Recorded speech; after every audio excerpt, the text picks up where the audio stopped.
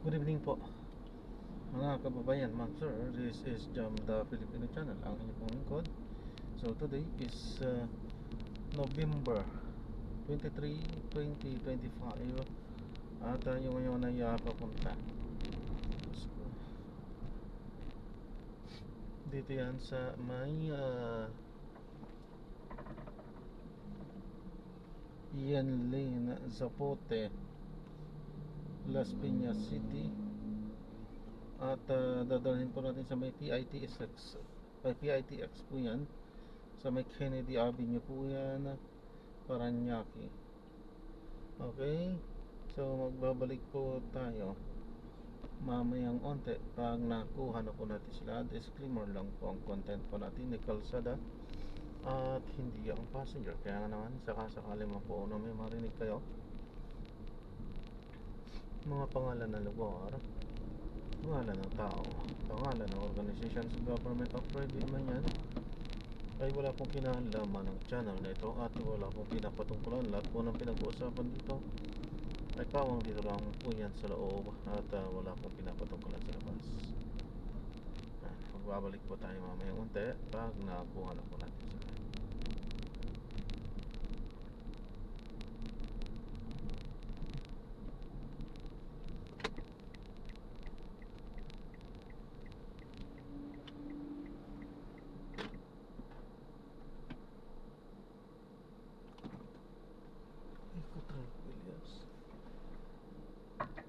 Williams. Yun din sa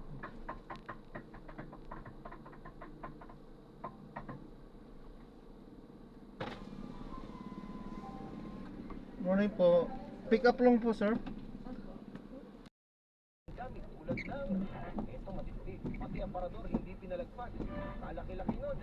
Yung amplifier para sa mga mahilig pong magsipagkantahan. At syempre hindi mabubuo ang inyong pong karaoke kung wala kayong flat TV. Pagbalik nila after ng 3 days na bakasyon nila, doon nila na-discover yung gamit na nawawala. Nung nagpaalam po tayo na identify po natin yung suspect na isa rin palang kapitbahay nila. O diba, yun ang malapit. Napakinggan yung pagkinig ni Police Captain. Doon tayo sa may Cavitex na. Ang commander ng pinagbuhatan Police Substation. Maharap po sa reklamong robbery ang suspect na ngayon po ay patuloy pang hinahagilap at nagtatago. Anong catway po sa TV na yan at amplifier? Ay, Ma'am Antonina, magandang umaga po. Kina Edwin at Nini, good morning sa inyo. Kina good morning din. Kay Mami Elsie. Kay Ma'am Emma. At Tini ng Nora, good morning. Benefaz, magandang umaga rin kay Rocky. Maraming salamat at nabana sa Telmark po pala si Ma'am Antonina. Bobby, magandang umaga rin. Tagal din na wala. At Ma'am Teresita, magandang umaga. Kasama na si Edgar at si Reynaldo. Kaya mga kapusaw, marami pa po tayong mga balitang papasadahan. Pero syempre, ilan muna mga palalan. Pagkabalik po natin, mga headlines na 4:18 ang ating oras. Balitang balita sa Double B kasama si Manny Vargas.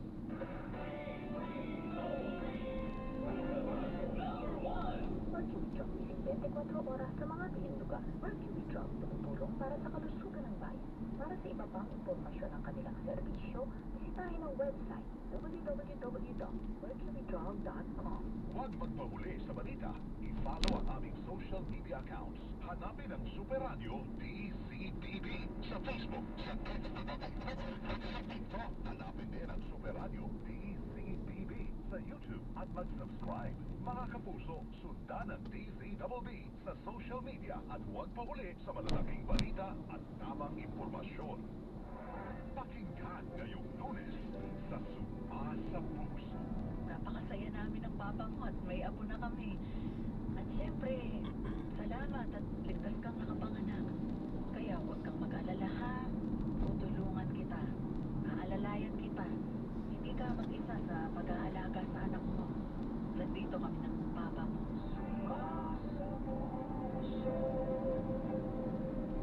Nasasanda ng ating samahan. Kaya sa Mega Manila CMA radio stations at number 1 AM station Super Radio DZBB at number 1 FM station para sa ILF 97.1. Maraming salamat mga kapuso.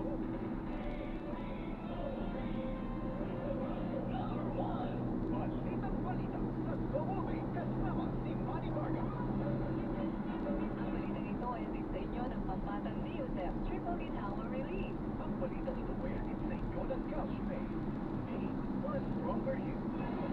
At mga kapuso, narito na ang unang mga balita sa ating mga balitang-balita sa taon din ngayong araw na ito ng Lunes. Huling Lunes po sa buwan ng Nobyembre. 24 na. Nauna sa ating mga balitaan, low pressure area sa loob ng Philippine Area of Responsibility sa nagkalap ng bagyo at tinawag ng bagyong Perpena. Lahat ilang lugar sa bansa suspendido ngayong araw kung sa inaasahang masamang panahon. Ang balita, dagdag bawas sa presyo ng mga produktong petrolyo asahan bukas batay sa pagkaya ng isang kumpanya ng labis.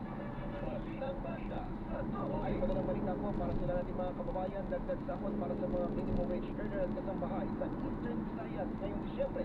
Aprobado na. Ayon po yan sa National Wages and Productivity Board. Ang balita, presyo naman ng ilang contraband items bumaba o hindi nakitaan ng paggalaw ayon sa Department of Trade and Industry. Ang balita, para po sa mga kababayan natin sa iba yung dagat overseas voter registration para sa 2028 national elections. Ang araw-kada na sa unang araw ng Disyembre. Ang balita, sa komisyon ng Department of Public Works and Highways na inisyuhan ng arrest warrant ng Sandigan Bayan dahil sa manabalyang proyekto kontrabaha sa Oriental Mindoro na arrest mo sa Quezon City kahapon. Dating Congressman Saldico at iba pang sangkot sa nasabing anomalya, ibigyan na lang ng hanggang ngayong araw para sumuko ayon kay Interior Secretary John Vic Remulla. Ang balita, at ito mga kapuso, trigger warning po sa wikang Ingles na nababasa po ninyo sa mga social media.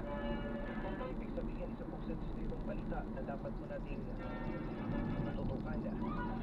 14 na pulis inakusahan ng panggagahasa na 18 taong gulang na dalaga sa Cavite. 6 po sa mga pulis na sangkot o suspect sa krimen patuloy na tinutugis.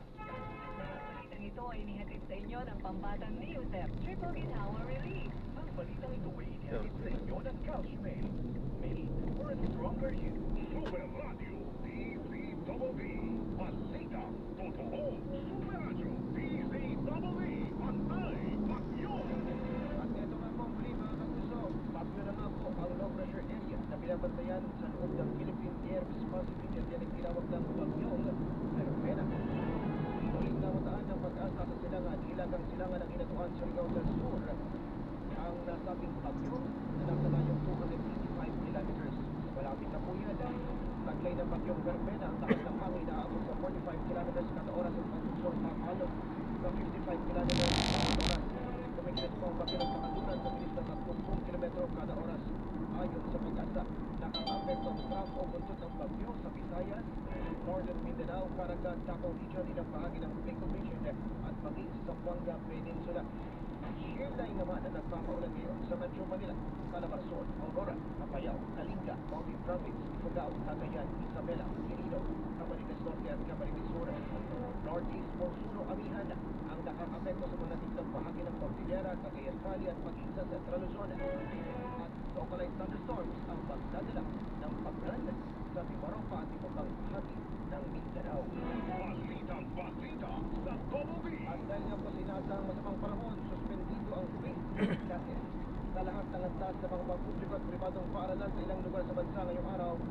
At ilang po dyan sa mga nagdeklara ang lalapitan ng Albay, ang lungsod ng Sorsogon at ang bayan ng Castilla sa Sorsogon, ang bayan ng San Jose sa Camarines Sur, bayan ng Calatrava at mga lungsod ng Bacolod, San Carlos at Silay sa Negros Occidental, Panglao, ng Pilar at ng Tagbilaran City sa Bohol, mga lungsod ng Talisay, Naga, Mandaue, Lapu-Lapu at Cebu sa lalawigan ng Cebu.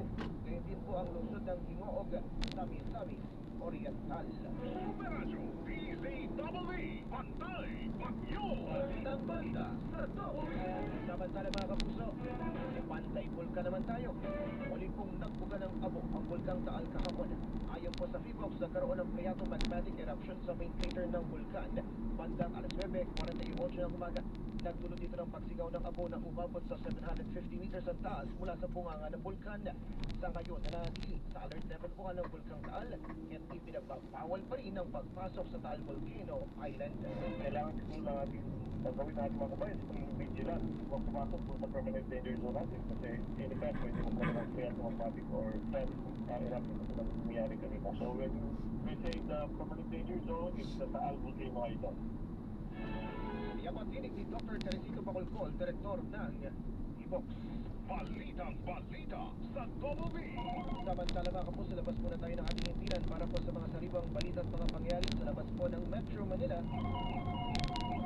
Diyan po daw po ng New People's Army nasawi sa enkwentro sa militar sa Samar. Alamin natin Pero ang huwag niyo na po detalye ipasok muna po yan kay Mark Palalan PTEX doon lang sa may paglagpas ng stoplight po. Dahil sa libro ng New People's Army sa enkwentro sa mga militar sa isang remote area sa Gandara at Lanzores Samar kahapon. Balik sa report, nagsagawa Ito. ng 18 na operasyon ng 46 Infantry Peacemaker Battalion sa presensya ng mga rebelde sa labanan ng resulta sa enkwentro. Ipatukoy ang pagkakalinda ng nasabing FPA na pinanunawala ng mga kasapi. Ay, tatawid pa? Regional Committee at Browser of the Eastern Visayas Regional Party Committee. Nakumpiska naman ng militar ang 33 high-powered firearms kasama ang dalawa na Idikit ko doon. Mamaya. Sige lang po. Effort na rifle at iba pang war material. Samantala, umabot naman sa kita ang pagpapalya katubas ng may 80 individual ang naapektuhan ng enkwentro Sa ang ating lumikas. Yun lang.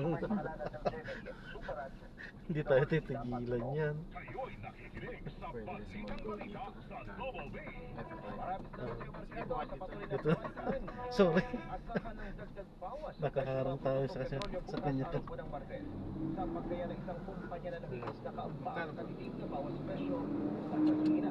Iban, posible ang bahagyang taas presyo sa 270 diesel. po. Una ng sinabi ng Department of Energy. Pasensya na ha. Na-drop na natin sila. So, maraming salamat po sa panonood. Hanggang sa muli, ingat. God bless. Paalam po muna pansamantala. Tayo ay gagawa na ng ibang video sa ating susunod na mission. Paalam po.